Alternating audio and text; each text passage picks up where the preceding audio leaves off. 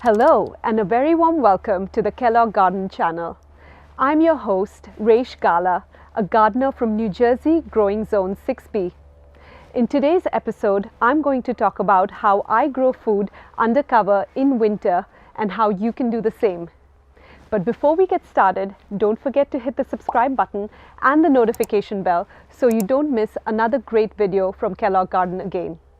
So let's get started.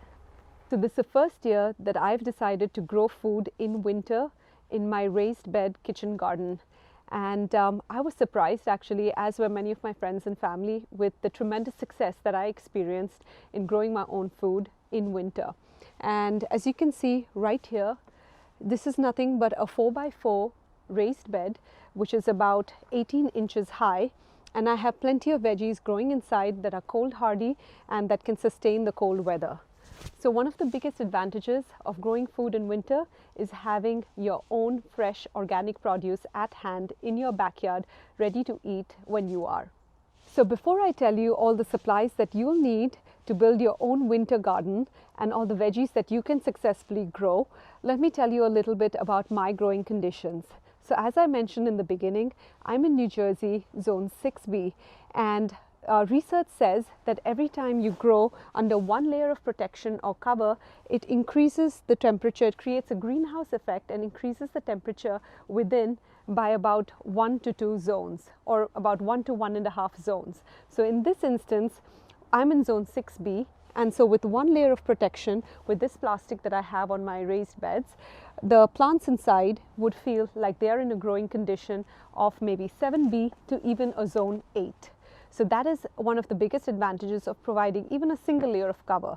Many people, they grow under multiple layers of cover, and that obviously creates a huge greenhouse effect and enables them to grow much more larger variety of veggies than what's possible under just a single layer.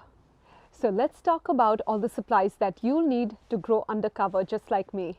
So one of the first things, which seems pretty obvious, are the hoops themselves.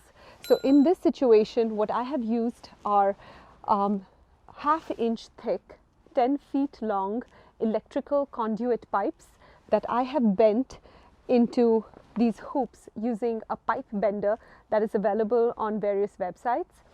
And if that is a challenge for you, one of the easiest things to do is to actually get your PVC pipes from a big box retailer, 10 feet long, and just bend them and stick them into the ground.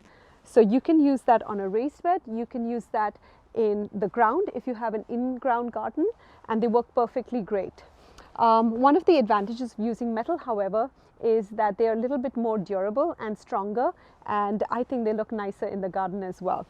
Apart from these hoops that I have over here, one of the other most important things is to use some sort of a cover.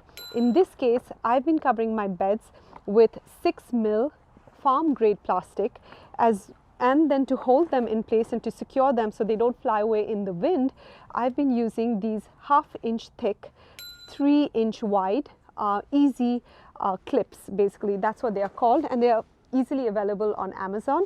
And all you have to do to secure your plastic is pull it taut and push your clips in. It's that easy. And anytime you want to open up your garden when the temperature is pretty warm, say in the 50s, you want to just remove your clips and roll the plastic over.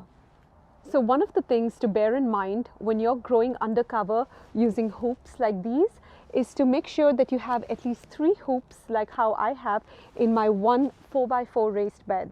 And the reason for that is it gives a little bit more structural integrity, so that if you do have a heavy snowstorm and or some kind of a heavy rain as well, it doesn't bow and bend the plastic and have it, crush the plants inside. So it's very important to have at least 3. You could get away with 2 if you're not expecting that much of snow, but ideally I would recommend 3 at least. So let's remove the clips and see what's inside. It's easy as that to remove these clips. And just so you know, I use 3 clips on each hoop, 1 in the middle and 2 on either sides, and make sure to pull the plastic taut when you do clip them back. So here's a look at what's growing inside. As you can see, these are some mustards right here, giant red mustards. at the back, we have some curly kale. Right here are some carrots. These are beets. And there are more carrots all over here. So now let's talk about what you can grow in the cold. So one of my favorite things to grow is kale, of course. As you can see right here, we have some Spanish Roja kale. And then one of the other things is right here, some Swiss chard. Spinach as well. I have some baby spinach right here. Let me pluck one out and show you. Delicious in smoothies, green juices, things like that. So we have spinach, we have some kale, we have Swiss chard as well. We have some parsley right here. We have some beets. And the beets, as you can see, let's harvest one, shall we?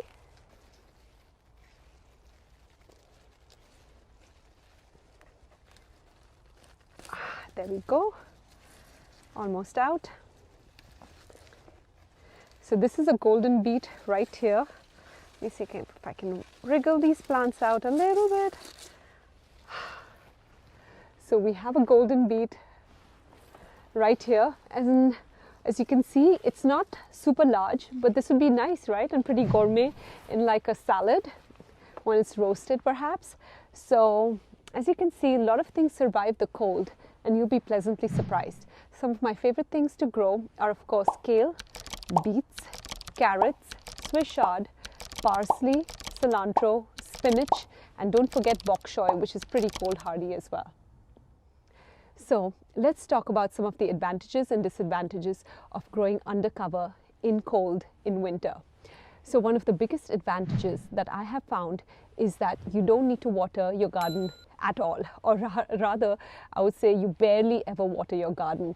So in this instance, as you can see, I don't know if you noticed, but there's actually droplets of water right on top of this plastic right here, and that is because plants themselves transpire and they respire and they release water into the atmosphere, and that touches the plastic, cools down and falls back down as rain. So you don't really need to water in winter, unless of course you have an unusually warm winter where the temperatures are extremely high and you have a dry climate.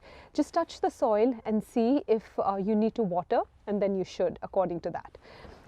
One of the other big advantages of growing in winter is that you'll find there are barely any pests in the garden. I mean, we've been plagued by aphids on tomato plants, things like cutworms, white mealybugs, you have it, right? Especially in summer. But the advantage of winter gardening and fall gardening as well, to quite an extent, is that you have very little pest pressure. So that makes it much easier to garden, much easier to grow your food. And of course, who doesn't want to eat food fresh from the garden without any chemicals or pest control, neem oil, anything sprayed on your plants. So that's another big advantage. And finally, I would say the biggest advantage of all is having organic fresh veggies right in your backyard to harvest and pick whenever you need for your dinner or lunch or any other meal. One of the other big advantages of growing your food in winter is the taste of your veggies. The sweetness of carrots and kale that have been grown in the colder months is unreal and unparalleled, trust me. What happens is, especially during winter, the starches get converted to sugars, and genuinely the taste is much sweeter. So give it a try and I think you'll like it very much. So you can ask me, what are the disadvantages of growing food in the cold? And that, to be honest, number one, cold fingers and hands. So it's not fun gardening when it's extremely cold and bitterly cold and your fingers freeze, but that is the only disadvantage, and I think you wouldn't mind it, especially if you can get fresh food.